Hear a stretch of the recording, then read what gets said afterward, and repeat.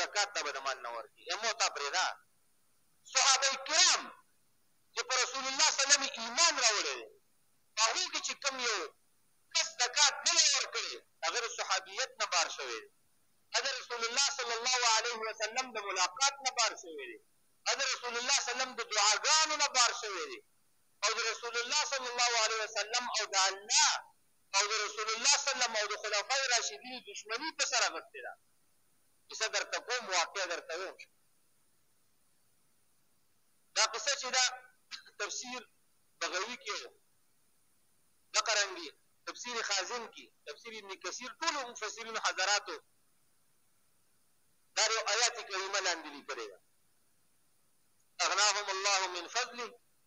بخلوا. کله چې الله جل شانه دا خلق دغه ځینې خلق په خپل فضل باندې مالدار کړل، د رسول الله صلی الله علیه وسلم په دعا د دوی څه وکړل؟ بخیلو، بخل یې وکړو. ځان صاحب چې دی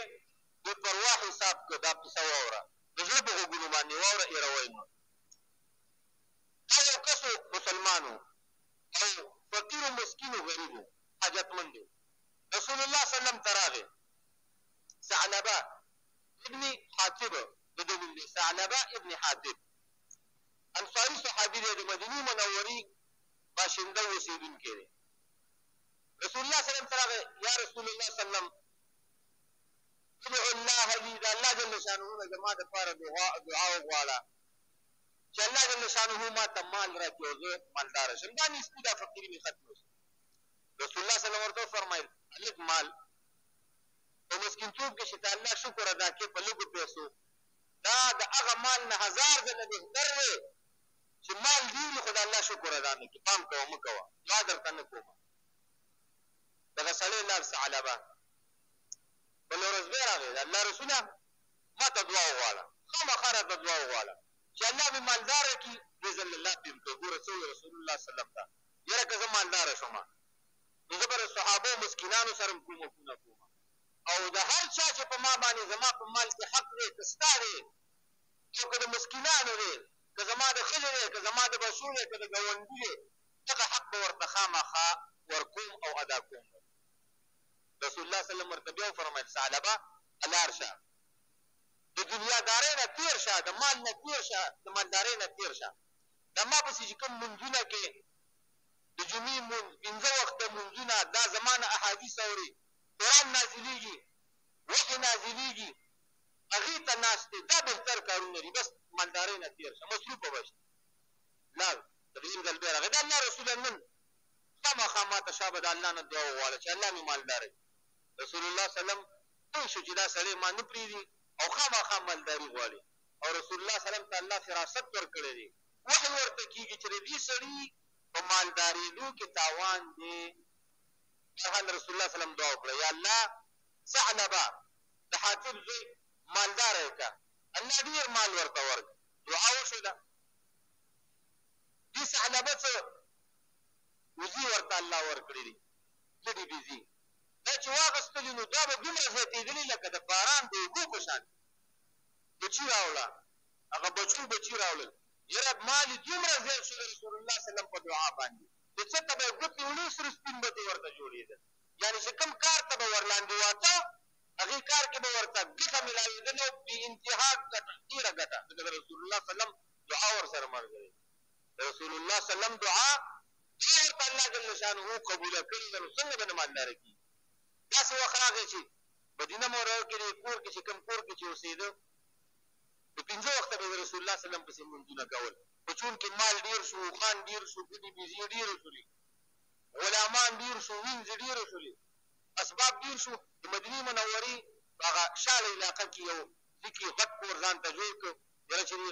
د دې نږدې کور کې خو زه نه اوسېږم، مدینې منورې په کلي کې راشه لږ بار لاړ شي. دی به صرف د ماسپښینه او د مازدیګر لمونځ ته راته او د جمعې لمونځ ته. ګوره دې لمونځونه د رسول الله صلی الله علیه وسلم پسې بند شو د مالدارۍ د وجې نه، د چیلنګو د وجې نه، د سرو زرو د سپینو زرو د وجې نه. د رسول الله صلی الله علیه وسلم په مسجد نبوي کې د رسول الله صلی الله علیه وسلم پسې لمونځونه کم شو، صرف دې لمونځونه به یې کول، د ماسپښین او د مازدیګر. یاره اسباب دومره زیات شو، د رسول الله صلی الله علیه وسلم دعا ورپسې ده چې هغه کور چې په شاله کې د مدینې منورې په بیابان کې جوړ کړی او هلته هم نه ځای کېده مال اسباب په دې کور کې یاره لاړه ډېر لرې لاړه داسې لرې لاړه چې صرف د جمعې لمونځ ته به راته زه به څه وخت راغی چې د جمعې لمونځ مې پرېښود بس د رسول الله صلی الله سره رابطه دا کټ شوه د مسجد نبوي سره رابطه کټ شوه د ابوبکر د عمر د عثمان د علي رضی الله تعالی عنه سره د مال د وجې نه د دغې ثعلبه رابطه کټ شوله او ختمه شوله څومره عظیم خیر نه محرومه شو سوچ کوئ دا د مال د وجې نه د مال د حرص د وجې نه څه شی غلا کړي چې تا به ویل رسول الله صلی الله علیه وسلم ته چېرې زه به هر یو حقدار ته خپل حق ورکوم د الله رسول زه به لمونځونه هم کوم زه به زکاتونه ورکوم زه به حجونه کوم زه به مسکینانو صحابو ته کپړې اخلم دوی ته به پیزار برابروم نه نه نه نه کله چې مالداره شو او په نعمتونو کې ډوب شو دا خبرې ختمې شولې لمونځ هم پرېښود څه وخت راغی رسول الله صلی الله علیه وسلم د زکات دپاره دغې علاقې ته خلک ولېږل دوه کسان یې ولېږل یو د غالبا د بنو سلیم د قبیلې سړی او یو د جهینه قبیلې سړی و داسې کله ورلېږل ثعلبه ته سلام کوي چې رسول الله صلی الله علیه وسلم رالېږلي خط یې مې ورکړ چې تا ته رسول الله صلی الله علیه وسلم دعا کړې ته مالداره شوی او په مسلمان سړي چې مالدار یې په هغه په هر کال کې زکات فرض دی صرف دا زکات راکړه رسول الله صلی الله علیه وسلم رالېږلي و د دستي تندی د دې ثعلبه ګونده شو سوچ کوه رسول الله صلی الله علیه وسلم ورته فرمایلي قلار شه قلار شه قلار شه ثعلبه نه سمېده اوس ورته ګوره د مال د وجې نه دا کم هلاکت ته رسي او کم ځای ته رسي دی به صحابو ته وویل دې دواړو ته چې زه تاسو نورو خلکو له زکاتونه راټول کړئ ما ته اخره کې راشئ بیا به ګورو بیا ما ته ووایئ صحابه لاړله دغه خبره د ده یو بل سړي واورېدله یو بل صحابي او بل مسلمان واورېدله چې ښه دا د رسول الله صلی الله علیه وسلم په حکم کې ملا رستوالی کوي هلکه بدبخته دستي پاڅه وایه چې دا زکات دا ښایسته زکات دا ښایسته اوښان دا ښایسته وزې دا ښایسته ګډې دا ښایسته سره سپین دا در واخلئ د رسول الله صلی الله علیه وسلم حکم دی د الله حکم دی هغه زر کورته منډه کړله او په چیلنګو کې چې کوم زکات پکې د ښایسته چیلنګې راولو په ګډینو کې ښایسته ګډونه راولو او صحابو ته یې راوړه دا واخلئ صحابه ورته فرمایي نه موږ ته رسول الله صلی الله علیه وسلم حکم کړی دی چې ډېر خراب شي په زکات کې چا نه مه راوړئ مثلا تا سره چیلنګي دي په هغې کې زکات فرض شو نو شریعت دین تا ته دا حکم کوي چې داسې مه کوه چې د ټولو نه اعلی چیلنګ یې ورکړه خو داسې مه کوه چې د ټولو نه کمزور یې ورکړه بلکې درمیانه درجې والا ورکړه اوس دغه صحابي ښایسته اعلی درجې والا چیلنګي راوړل او صحابه ورته یې ورکړل ورته وایي نه دا ښه دي وایي ښه درکړو ښایسته مال درکړو الله خوشحالوم رسول الله صلی الله علیه وسلم خوشحالوم زه مسلمان یم غیرت یې وکړ برحال دا عاملین دا وګرځېدل زکات یې راټول کړ او اخره کې دي ثعلبه صاحب ته بیا راغلل ثعلبه ورته څه وایي ورته ویره داسې چل دی چې زه به د دې مالونو اسبابونو حسابي وکړم خو بیا به سره کله ګورو ټول حال زه زکات ته تیار نه یم بس انکار یې وکړ دا صحابه لاړل رسول الله صلی الله علیه وسلم ته رسول الله صلی الله علیه وسلم دربار ته چې کله حاضر شو رسول الله صلی الله علیه وسلم د دې شکلونو نه د دې د شکلونو صورتونو مبارکو نه پوه شو چې ثعلبه انکار کړی دی دوی ورته وویل چې ثعلبه هغه خو انکار وکړ هغه وویل چې یاره ما ته موقع راکړئ بیا به کله ګورو زکات به درکړم رسول الله صلی الله علیه وسلم څه وفرمیل ویح ثعلبه ویح ثعلبه ویح ثعلبه ثعلبه چې دی هلاک شو ثعلبه ناکام شو ثعلبه بلله هغه ته قوم خل راجمع شو وایي د خدای ظالمه د خدای بخیله دغه دعا تا ته رسول الله صلی الله علیه وسلم کړې وه هغه به درته ویل چې سم شه مالداري ستا دپاره ښه نه ده غریبۍ شکر وباسه خو مالداره شولې منځونه دې پرېښودل د جمعې لمونځ دې پرېښوده اوس د زکات فرض زکات نه انکار وکړ هغوی ورته پېغورونه ورکړه نصیحت یې ورته وکړ دغه دی چې اسباب یې راوړل حسابي کړې ده دا چیلنګي دي او ګډان دي او اوښان دي او سره سپین زر دي اسباب دي رسول الله صلی الله علیه وسلم ته یې مخکې کېښودل رسول الله صلی الله علیه وسلم ورته ولیدل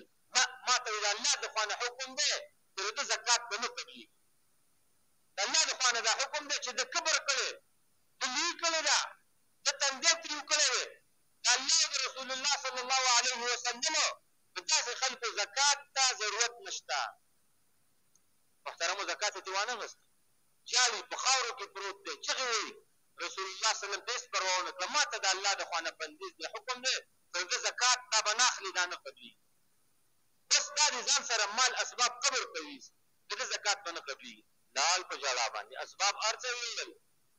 دې خو پوه شو چې رسول الله صلی الله علیه وسلم زما زکات نه قبلې د الله د خوا نه ورته حکم دی رسول الله صلی الله علیه وسلم چې وفات شو ابو بکر صدیق رضی الله تعالی عنہ چې خلیفه شو بادشاه شو دغه د رسول الله صلی الله علیه وسلم د وخت چې څومره زکات پې پاتې او د دې کلونو چې څومره کلونو زکات پې پاتې دا په خوانو باندې رابار که کوم خوان په زکات کې دی ځای راوړل سه به سره زر سپین زر چیلنګي ګډان دا هر څه یې راوستل ابوبکر صدیق رضی الله تعالی عنہ ته خاندي یعنې چې ما خو ډېر اسباب راوړل اوس به اول خلیفه د رسول الله صلی الله علیه وسلم نایب امیر المؤمنین ابوبکر صدیق رضی الله تعالی عنہ خوشحاله شي او ما نه به دا زکات قبول کړي څنګه چې ورته زکات کېښود وایي ته ثعلبی وایي پام کوه د چا نه چې زکات محمد رسول الله نه دی قبول کړی صلی الله علیه وسلم د ابوبکر د ابو قحافه د زوی دا مجال شته هغه کې دومره زړورتیا شته چې رسول الله صلی الله علیه وسلم د چا زکات نه دی قبول کړی ابوبکر صدیق رضی الله تعالی عنہ به قبول کړي والله وایي ستا زکات نشم قبلولی ځه مخه کوه واپس یې سامانونه واغېستل او لاړ د عمر رضی الله تعالی عنہ بادشاهي راغلل ابوبکر صدیق تعالی عنہ وفات شو د عمر رضی الله تعالی عنہ خلافت شو هغه امیر المؤمنین دغه دا ټول سامانونه د رسول الله صلی الله علیه وسلم د زمانې مبارکې د ابوبکر صدیق رضی الله تعالی عنہ د زمانې دا ټول زکاتونه یې راوړل او عمر تعالی عنہ ته مخ کېښودل دې خاندي د عمر رضی الله تعالی عنہ زه خو مسلمانانو سره ډېره مینه ده دا به په ما باندې رحم وکړي دا زکات به رانه واخلي هغه ورته وایي ته څوک وایي زه ثعلبه انصاري ښه ثعلبه د حاطب زوی او هغه سړی چې د رسول الله صلی الله علیه وسلم عاملین څوک یې زکات اصولولو ته ورغلي وو هغوی را شوي دي خطا او هغه سړی دغه سړی چې ابوبکر صدیق رضی الله تعالی عنہ ستا زکات نه قبول کړی او زه هغه سړی و د عمر رضی الله تعالی عنہ کوم مجال دی د خطاب د زوی رضی الله تعالی عنہ چې هغه زکات واخلي دغه چا نه چې ابوبکر صدیق رضی الله عنہ زکات نه دی قبول کړی رسول الله صلی الله علیه وسلم زکات نه دی قبول کړی شابه زه کې سر کې پکړه وام اسباب یې واپس بار کړل او لاړ عثمان رضی الله تعالی عنہ ته راغی هغه چې زکات سے به همدغه رنګ قبول نه کړ پر عثمان رضی الله تعالی عنہ په بادشاہي کې په خلافت کې دا سړی چې دی مړ شو او منافق مړ شو او نور الله ته پته ده چې د دنیا نه مسلمان تللی او که کافر تللی په زکات یې قبول نه شو الله جل شانه چې درنه زکات قبول کړي شکر وباسه داسې نه چې زما ستا زکاتونه الله نه قبلوي به څه کوو دغه منځونه رانه نه قبلوي دا صدقې رانه نه قبلوي څه به دا اذکار رانه نه قبلوي بیا به څه کوو